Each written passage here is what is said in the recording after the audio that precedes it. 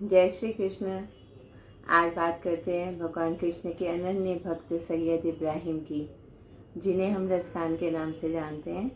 रसखान का जन्म पठान परिवार में हुआ। वो बहुत विद्वान थे, हिंदी, फारसी, संस्कृत के ज्ञाता थे और श्रीमद् भागवत का संस्कृत से फारसी में इन्होंने अनुवाद किया था।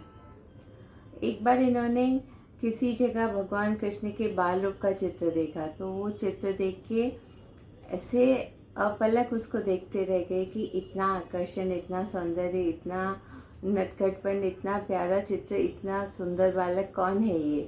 तो बोले ये हमारे आराध्य का बाल रूप है। बोले अच्छी बात है, मैं इनको कैसे प्राप्त कर सकते हैं। तो बोले आप वृंदावन जाइए, वहाँ पे रहिए, भक्ति कीजिए, आपको भगवान मिलेंगे।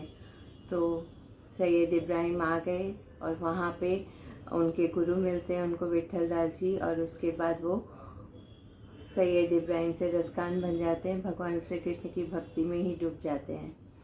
तो कहते हैं कि उन्होंने भगवान से बहुत सारे, उन्होंने उनके लिए पद, सवैये, इन सब की रचना की।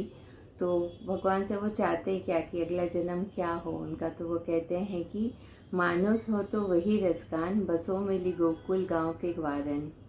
जो पशु हो तो कहा बस मेरो, चरो नित्य नंद की धेनु मझारन। वाहन हो तो वही गिरी को, जो धर्यो कर छत्र पुरंदर धारन।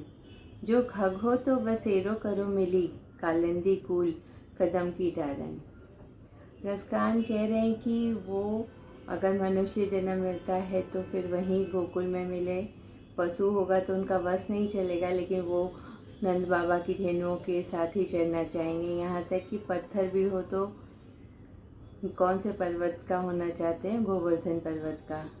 और पक्षी भी हो तो फिर गोकुल के कदम डाल पे ही वो रहना चाहते हैं। इतना सुंदर वर्णन उन्होंने अपने इस काव्य में, पद में किया है भगवान की भक्ति की।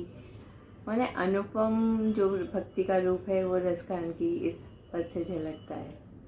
तो इस तरह से हम रसखान के बारे में और भी बात करेंगे।